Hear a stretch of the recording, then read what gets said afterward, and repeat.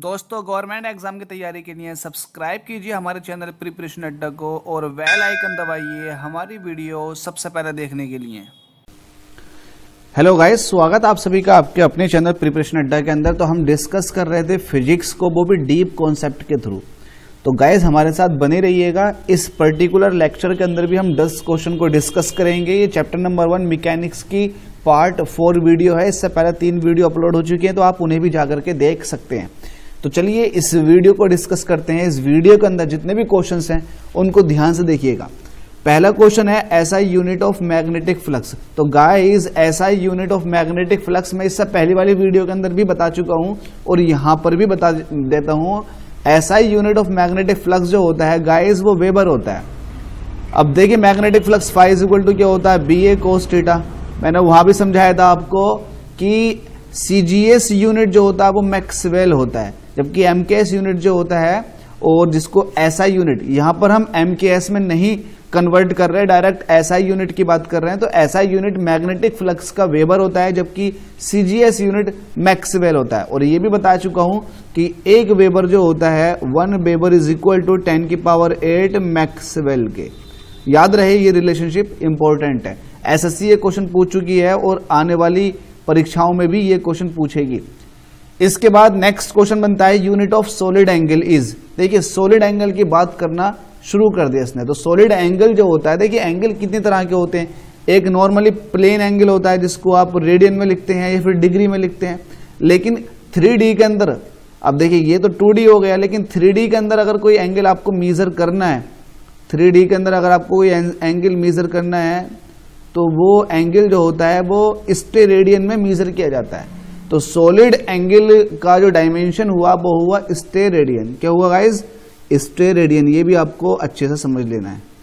तो plane angle का हो गया रेडियन, जबकि सॉलिड एंगल का जो होता है वो होता है स्टेरेडियन। तो ये बेसिक से क्वेश्चंस हैं, आपको आने चाहिए।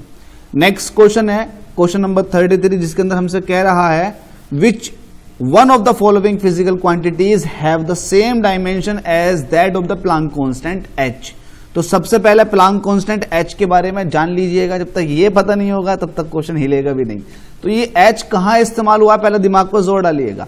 ये h जो इस्तेमाल होता है वो E is equal to h nu, जो फोटोन की एनर्जी होती है उस इक्वेशन के अंदर हमने इस पर्टिकुलर h का इस्तेमाल देखा था। अब देखिए h का जरा फॉर्मूला निकालिएगा। तो H इज इक्वल टू हो गया E अपॉन न्यू, जहां पर न्यू फ्रीक्वेंसी है। तो E का जो यूनिट हुआ वो हुआ जूल, क्योंकि वो एनर्जी है, और फ्रीक्वेंसी का होता है पर सेकंड। तो यहां से सेकंड जो है अपॉन का 3rd नंबर है, सबसे ऊपर चला जाएगा, तो ये हो जाएगा जूल सेकंड। अब देखिएगा जूल सेकंड जिसका भी यूनिट हुआ इन चारों ऑप्शनों में, वो आंसर हमारा बिल्कुल करेक्ट हो जाएगा। अब देखिएगा पोटेंशियल एनर्जी का यूनिट जो होता है वो एनर्जी है, तो एनर्जी का यूनिट तो जूल हो गया, तो इसका मतलब डी तो किसी हाल में भी नहीं हो सकता। इसके बाद अगर फोर्स की बात करें तो फोर्स का यूनिट क्या होता है गाइस, ये आपको पता अच्छे से। फोर्स का यूनिट होता है न्यूटन। तो न्यूटन का जूल में रिलेशनशिप तभी आता है जब न्यूटन में या फोर्स में डिस्टेंस का मल्टीप्लाई हो। तो ये ऑप्शन भी कहीं भी नहीं लाई कर रहा। अगर लीनियर मोमेंटम की बात करें तो लीनियर मोमेंटम जिसका फॉर्मूला होता है P is equal to mv, अगर इसको भी देखेंगे तो ये हो जाएगा किलोग्राम मीटर पर सेकंड। तो किलोग्राम मीटर पर सेकंड भी ये कहीं से कहीं तक भी जूल सेकंड नहीं दे रहा। इसके बाद जो लास्ट ऑप्शन बचता है वो है एंगुलर मोमेंटम। मैं तो एंगुलर मोमेंटम को टिक कर देता हूं, बट इसको एक्सप्लेन करते हैं। एंगुलर मोमेंटम का फॉर्मूला आपको अच्छे से पता होना चाहिए। एंगुलर मोमेंटम का फॉर्मूला होता है इसको J is equal to mvr कहते हैं। क्या बोलते हैं, J is equal to mvr। अब देखिएगा यहां से अगर देखेंगे तो m क्या है, मास है। इसको मैं थोड़ा साइड से कर देता हूं। m क्या हो गया, यहां पर मास हो गया। इसको थोड़ा यहां ले लेते हैं। m मास हो गया, तो मास को मैं क्या करूंगा, इसको मैं किलोग्राम में लिख दूंगा, किलोग्राम। और जो वेलोसिटी है ये मीटर पर सेकंड में आ गई। इसके बाद जो यहां पर r चल रहा, r ये मीटर में आ जाएगा। तो टोटल मल्टीप्लाई करने के बाद क्या बना, kilogram metre square upon second. तो kilogram metre square upon second, इसको और कन्वर्ट करते हैं कन्वर्ट करने के लिए क्या करेंगे, इसको पहले तो एक स्पेस बना लेते हैं। चलो मैं यहाँ इसको लिख देता हूँ। मेरे पास नीचे मैं एक काम कर लेता हूँ, नीचे मैं सेकंड से मल्टीप्लाई कर देता हूँ और ऊपर भी सेकंड से मल्टीप्लाई कर देता हूँ। या मत कीजिएगा मल्टीप्लाई, डायरेक्ट ऐसे देखिएगा, किलोग्राम मीटर स्क्वायर पर सेकंड। तो ये बना किलोग्राम मीटर स्क्वायर पर सेकंड हमारा एंगुलर मोमेंटम का यूनिट। अब क्या मेरे पास जो प्लांक कांस्टेंट का यूनिट था जिसको मैंने जूल सेकंड कह रखा था, तो क्या जूल सेकंड को मैं कन्वर्ट करके दिखा सकता हूं इस तरह से? तो ये भी आपको देख लेना है। देखिए जूल सेकंड में ऊपर सेकंड आ रहा है जबकि इसमें नीचे सेकंड आ रहा है। तो एक काम कर लेते हैं, ऊपर और नीचे दोनों तरफ सेकंड से मल्टीप्लाई कर देते हैं। ऐसा करने से मुझे क्या मिलेगा, मुझे मिलेगा kilogram metre square upon second square into second, ये आ जाएगा। अब देखिएगा, अगर मैं फोर्स को निकालूं तो फोर्स इज इक्वल टू होता है एम ए, जिसका यूनिट होता है kilogram metre per second square. तो जहां पर kilogram metre per second square है उसको मैं ले लेता हूं, तो किलोग्राम सेकंड स्क्वायर ये रहा, और इसमें से मैंने 1 मीटर को निकाल लिया। जब 1 मीटर निकालना हो तो दूसरे मीटर को मैं यहां लिख देता हूं। तो देखिएगा kilogram metre per second square, ये क्या निकल कर आ गया, ये फोर्स आ गया। ठीक है, इसको मैंने फोर्स कह दिया, ये पूरा फोर्स है। अब फोर्स में डिस्टेंस का मल्टीप्लाई हो रहा है ऊपर एम और ऊपर सेकंड भी है। तो जब भी फोर्स में डिस्टेंस का मल्टीप्लाई होता है तो ये बन जाता है जूल, और सेकंड ऐसे ही बचा हुआ रह गया। तो अल्टीमेटली यूनिट निकल कर आ गई जूल सेकंड। आई होप आपको समझ आ चुका होगा, बड़ी सिंपल स्टेप में इसको समझाया गया है। तो जूल सेकंड कहां से निकल कर आई ये आपको समझ आ गया होगा। नहीं आया तो मुझे आप बता दीजिएगा, फिर से बता दूंगा। मैंने आपको किसी न किसी वीडियो के अंदर ये बताया था, जब कभी भी फोर्स में डिस्टेंस का मल्टीप्लाई हो जाता है तो ये यूनिट देता है जूल, मतलब एनर्जी का यूनिट। तो जब भी फोर्स में डिस्टेंस का मल्टीप्लाई होगा तो एनर्जी का यूनिट आ जाएगा। तो यहां पर भी क्या हो रहा था कि फोर्स में, ये फोर्स है, इसमें इसको कलर चेंज करके दिखा देता हूं। फोर्स में मल्टीप्लाई हो रहा था डिस्टेंस का, और डिस्टेंस का जैसे ही मल्टीप्लाई हुआ तो यूनिट किसका मिल जाना चाहिए मुझे, जूल, एनर्जी का। और सेकंड मेरे पास बचा हुआ था तो निकल कर आ चुका जूल सेकंड। बहुत सारे बच्चे क्या कर लेते हैं, इसको डायरेक्ट याद कर लेते हैं, तो उनकी बात भी ठीक है, डायरेक्ट याद करना भी तो बेनिफिट देता है। तो डायरेक्ट याद करने से ये होगा कि आप एकदम आंसर लगा लोगे। हालांकि मैंने हिट एंड ट्रायल से शुरुआत में ही इसका आंसर लगा देता, बट चूंकि हमें एक्सप्लेन भी करना होता है कि चीज कहां से आई है, तो उसके लिए इतना कुछ करना पड़ गया कि ये कहां से निकल कर आया था। फिजिकली मैंने इन क्वांटिटीज को मैच करके दिखा दिया है कि ये क्वांटिटी इसके कैसे है, यूनिट आपस में कैसे बराबर है। जब फिजिकल क्वांटिटीज के वर्ड्स अलग अलग हैं बट यूनिट तो एक होनी चाहिए, बैलेंस है तो बिल्कुल सही। तो प्लांक कांस्टेंट का यूनिट वही है जो एंगुलर मोमेंटम का यूनिट होगा, ये आपको ऐसे याद कर लेना। प्लांक कांस्टेंट का यूनिट वही है जो एंगुलर मोमेंटम का है, हमने प्रूफ करके भी देख लिया। तो इसका जो आंसर हो जाएगा वो सही आंसर हो जाएगा B, angular momentum. Next question की तरफ चल लेते हैं, जिसमें हमसे कह रहा है SI unit of surface tension. Surface tension के बारे में थोड़ा सा समझ लेते हैं, फिर उसके बाद डिस्कशन करते हैं। मान लेते हैं ये आपके पास वाटर है, वाटर पर आपने इमेजनरी एक लाइन ड्रॉ कर दी। अब इस इमेजनरी लाइन पर लगने वाला जो फोर्स होता है ना, उसको बोलते हैं सरफेस टेंशन। इस इमेजनरी लाइन की पर यूनिट लेंथ पर लगने वाला फोर्स क्या कहलाएगा, सरफेस टेंशन। तो सरफेस टेंशन का फॉर्मूला जिसको टी कहते हैं, टी इज इक्वल टू हो गया एफ अपॉन एल, जहां पर एफ जो है वो न्यूटन में आता है जबकि एल जो आता है वो मीटर में आता है। तो न्यूटन पर मीटर जहां भी हो वो सरफेस टेंशन है। ऑप्शन बी इसका बिल्कुल करेक्ट हो जाएगा, न्यूटन पर मीटर। चलिएगा नेक्स्ट क्वेश्चन की तरफ चलते हैं, जिसमें हमसे कह रहा है which of the following pairs. देखिए यहां पर पेयर दे रखे हैं और कह रहा है कि कौन सा ऐसा पेयर है जिसकी यूनिट क्या है, सेम है। ठीक है, देख लेते हैं। मैं आपको काफी ज्यादा यूनिट बता भी चुका हूं, आरआरबी ने इस क्वेश्चन को भी पूछा था, तो चलो इसको भी देख लेते हैं। ये भी इजी क्वेश्चन है। सबसे पहला आता है पावर एंड प्रेशर। देखिए पावर जो होता है इसका यूनिट वाट होता है जबकि प्रेशर का यूनिट पास्कल होता है, तो ये तो मैच नहीं कर रहा, इसको हटा देते हैं।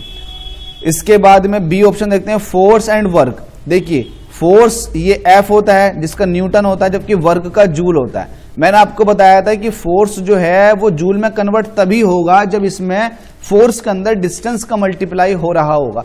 तो बस आपको यही देखना है, फोर्स और वर्क ये दोनों अलग अलग हो गए, लेकिन फोर्स वर्क बन सकता है जब फोर्स में डिस्टेंस का मल्टीप्लाई हो। फिलहाल यहां पर फोर्स और वर्क इक्वल नहीं है, तो ये ऑप्शन भी बिल्कुल नहीं होगा।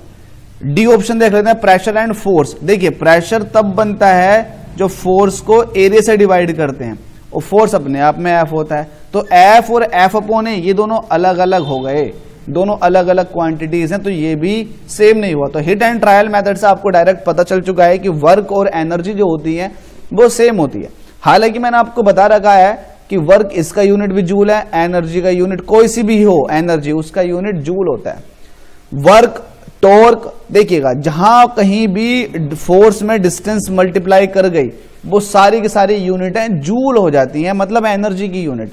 अब देखिएगा अगर आपको वर्क का फॉर्मूला पता हो, W इज इक्वल टू होता है ना फोर्स इंटू डिस्प्लेसमेंट, तो जब कभी भी फोर्स में डिस्टेंस की मल्टीप्लाई हो गई तो यूनिट किसकी बन जाएगी, वो तुरंत एनर्जी की यूनिट बन जाएगी। ये आपको जहन नशीन कर लेना अच्छे से। तो यहां पर जो क्लियर आंसर है जो हमें पॉइंट आउट कर रहा है वो है आपका वर्क एंड एनर्जी। 35 का सी ऑप्शन बिल्कुल सही है।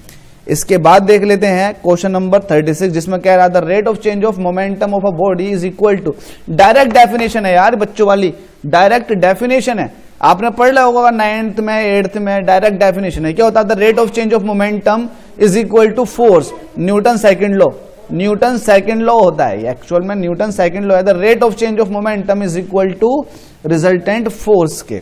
तो 36 का सी आंसर हो जाएगा। सीडीएस ने पूछ लिया इसको, कंबाइंड डिफेंस सिस्टम या कंबाइंड डिफेंस एकेडमी वगैरह, इसने इसको डिस्कस कर लिया भाई 2016 के अंदर। इसके बाद 37 का देख लेते हैं, the SI unit of mechanical power. मैं आपको बता चुका हूं पावर का यूनिट डायरेक्ट क्या होता है, वॉट। डायरेक्ट 1 सेकंड में आंसर लगा दो, पावर का यूनिट जब भी आ जाए पावर तुरंत वाट, ठीक है। 38 क्वेश्चन की तरफ देख लेते हैं। 38 क्वेश्चन में हमसे क्या कह रखा है, 38 क्वेश्चन में कह रहा है कि 1 मीटर जो है कितने नैनोमीटर के बराबर है। ओहो इतना इजी क्वेश्चन यार, ये भी कई बार डिस्कस किया हुआ क्वेश्चन है। मैं आपको बता चुका हूं कि 1 नैनोमीटर जो होता है वो 10 की पावर माइनस के 9 मीटर के बराबर होता है, बट इसने 1 मीटर का पूछा है, तो जब 1 मीटर की बात करोगे तो 10 की पावर माइनस के 9 इक्वल के दूसरी साइड में जाकर के 10 की पावर प्लस का 9 बन जाएगा।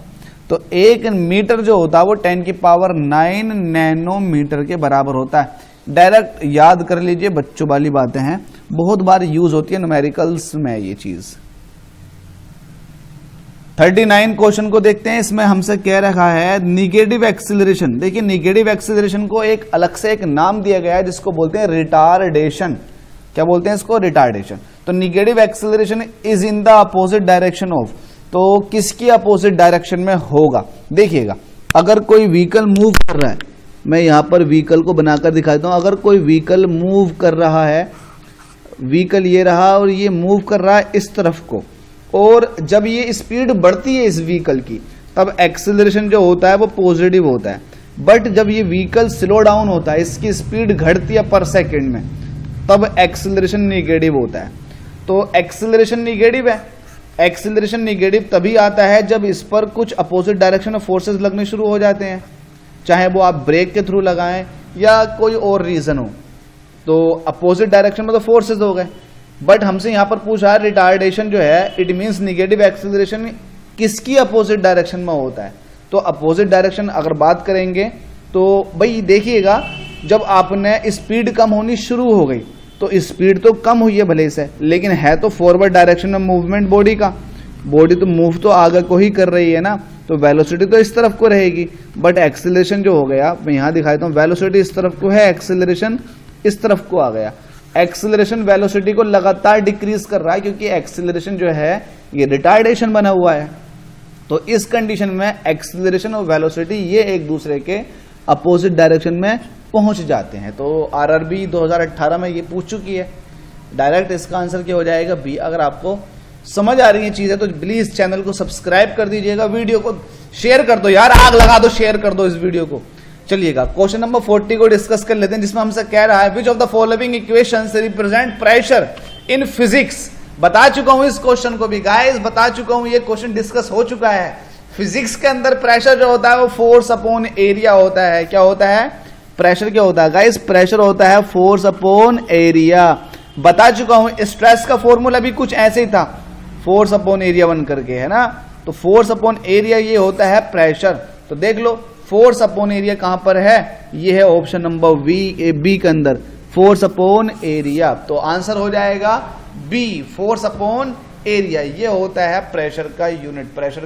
प्रेशर का फॉर्मूला फिलहाल ये है, बट यूनिट की अगर बात करते हैं, सॉरी मैं आप उस टाइम यूनिट बोल गया, यूनिट की अगर बात करें तो यूनिट हो जाएगा न्यूटन पर मीटर स्क्वायर, जिसको हम पास्कल भी कहते हैं। तो गाइज ये हमने 10 क्वेश्चन डिस्कस कर लिया। आई होप आपको ये क्वेश्चन समझ आ गए होंगे।